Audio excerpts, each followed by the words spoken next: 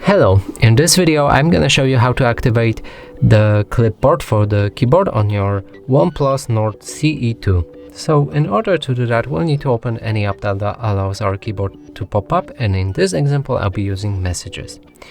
Now to activate our clipboard, we need to click on the clipboard icon right there and turn on the clipboard right here.